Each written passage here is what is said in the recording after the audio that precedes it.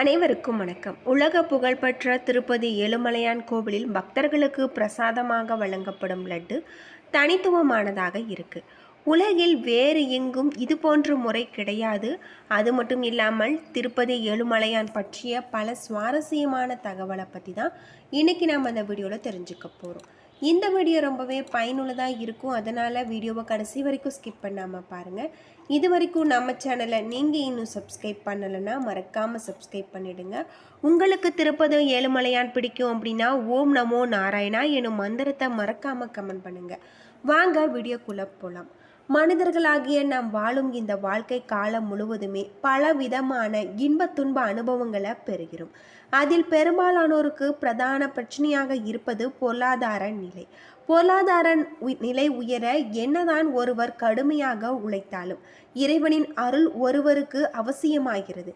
அந்த வகையில் நம் நாட்டின் பெரும்பாலான மக்கள் தங்கள் பொருள் செல்வ நிலை உயர வழிபாடு செய்வது கலியுக கடவுளான திருப்பதி திருமலை ஏழுமலையான். அது மட்டும் இல்லாமல் எல்லோருக்குமே இருக்கும் அவசரத்தன்மை காரணமாக திருப்பதி பெருமாளை தரிசிக்கும் பக்தர்கள் பெரும்பாலானோர் நேராக திருமலைக்கு சென்று பெருமாளை மட்டும் வணங்கி திரும்புகின்றாங்க.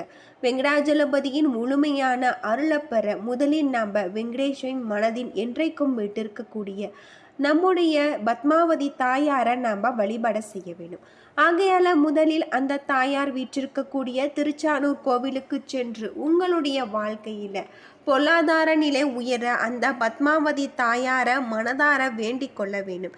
இப்படி இந்த பத்மாவதி தாயாரிடம் வேண்டும் பக்தர்களின் கோரிக்கைகளை பூர்த்தி செய்யுமாறு தன் பதியாகிய வெங்கடேஷனின் பத்மாவதி தாயார் சிபாரிசு செய்வதாக ஐதீகம்.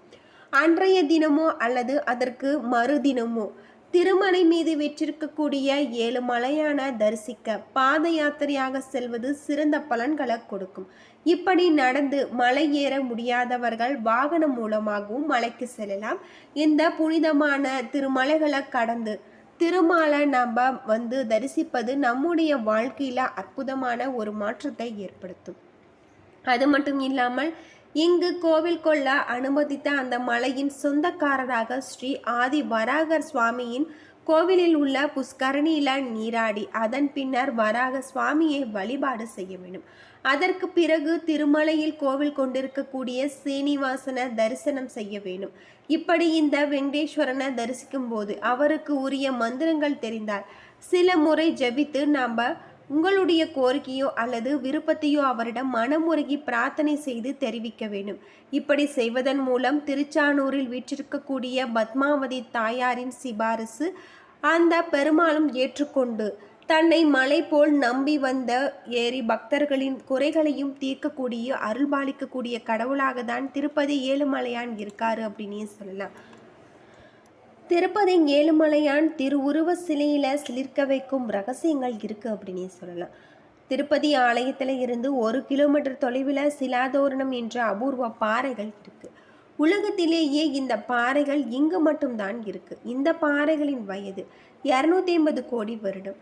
ஏழுமலையானின் திருமேலியும் இந்த பாறைகளும் ஒரே விதமானவை அப்படின்னே சொல்லலாம்.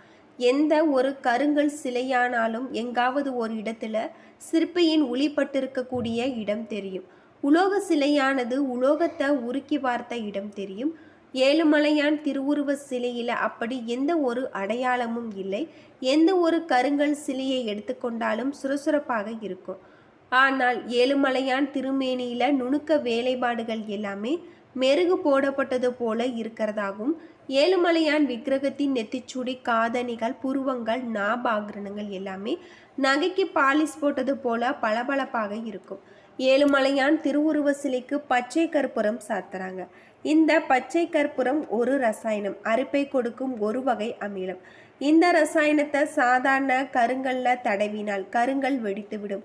ஆனால் சிலா தோரணத்தில் உள்ள பாறைகளின் மீது இதை தடவினால் இந்த பாறைகள் வெடிப்பதில்லை. ஏழுமலையான் திருவுருவ சிலைக்கு 365 நாட்களுமே பச்சை கற்பூரம் தடவுறதாகவும் சொல்லப்படுது.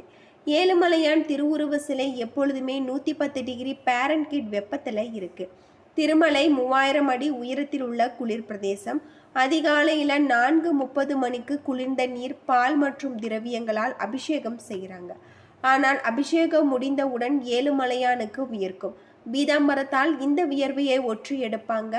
வியாழக்கிழமை அபிஷேகத்திற்கு முன்னதாக நகைகளை கழற்றும் போது ஆபரணங்கள் எல்லாமே சூடாக கொதிக்கிறதாகவும் சொல்லப்படுது. திருப்பதி ஆலயம், அதன் வழிபாடு, உண்டியல் வசூல், பூஜை முறைகள், சரித்திர சம்பவங்கள் அனைத்துமே அதிசய நிகழ்வுகளாக இருக்கு அப்படின்னே சொல்லலாம். திருப்பதி திருக்கோவிலில் சமையல் கட்டு மிகவும் பெரிதாகதாகவும் பொங்கல், தயிர் சாதம், புளி சாதம், சித்ரான்னம், வடை, முறுக்கு, ஜிலேபி, அதிரசம், லட்டு, பாயாசம், தோசை போன்றவை மிக அதிக அளவில் தயார் செய்கிறதாகவும் சொல்லப்படுது. ஏழுமலையானுக்கு தினமும் ஒரு புதிய மண் சட்டி வாங்குறாங்க. இதில் தயிர் சாதம் தவிர வேறு எந்த நிவேதியமும் கோவில் கர்ப்ப கிரகத்திற்கு குலசேகர படியை தாண்டாது. இதில் வைரம், வைடூரியம், தங்க பாத்திரங்கள் எதுவும் குலசேகர படியை தாண்டி செல்லாது. ஆண்டவனுக்கு நைவேத்தியமாக செய்யப்பட்ட எச்சில் மண் சட்டியும் தயிர் சாதமும் ஒரு பக்தனுக்கு கிடைக்க பெற்றால் அது மிகப்பெரிய பாக்கியம். ஏழுமலையானின் உடை 21 முழ நீளமும் 6 கிலோ எடையும் கொண்ட புடவை, பட்டு, பீதாம்பரம். இந்த ஆடையை கடையில் வாங்க முடியாது. திருப்பதி தேவஸ்தான அலுவலகத்தில் 12,500 ரூபாய் செலுத்த வேணும். வாரத்தில் ஒரு முறை வெள்ளிக்கிழமை அன்று மட்டுமே வஸ்திரம் சாத்துறாங்க. இது மேல் சாஸ்து வஸ்திரம். பணம் செலுத்திய பிறகு வஸ்திரம் சாத்துவதற்கு 3 வருடங்கள் நம்ம காத்திருக்க வேண்டும். உள்சாஸ்து வஸ்திரம் ஒரு செட்டு 20,000 ரூபாய். ஒவ்வொரு வெள்ளிக்கிழமையும் 15 வஸ்திரங்கள் சாத்துவதற்காக சமர்ப்பிக்கப்படுது. பணம் செலுத்திய பிறகு வஸ்திரம் சாத்துவதற்கு நாம் 10 வருடங்கள் காத்திருக்க வேண்டும். ஏழுமலையான் நகைகளின் மதிப்பு 1000 கோடி. இவருடைய நகைகளை வைத்து கொள்ள இடமும் இல்லை, சாத்துவதற்கு நேரமும் இல்லை. இதனால ஆண்டிற்கு ஒரு முறை உபரியாக உள்ள நகைகளை செய்தித்தாள்களில் விளம்பரம் படுத்தி ஏலம் விடுறதாகவும் சொல்லப்படுது. ஏழுமலையானின் சால கிராம தங்க மாலை 12 கிலோ எடை. இதை சாத்துவதற்கு 3 அர்ச்சகர்கள் தேவை. சூரிய கடாரி 5 கிலோ எடை. பாதகவசம் 375 கிலோ. கோவிலில் இருக்கக்கூடிய ஒற்றை கல் நீளம் உலகில் யாரிடமும் கிடையாது. இதன் மதிப்பு 100 கோடி அப்படின்னே சொல்லப்பட்டிருக்கு. பக்தர்கள் சமர்ப்பிக்கும் வஸ்திரங்கள் தவிர அரசாங்கம் சமர்ப்பிக்கும் வஸ்திரங்கள் ஆண்டிற்கு ஒரு முறை சார்த்தப்படுவதாகவும் சொல்லப்படுது.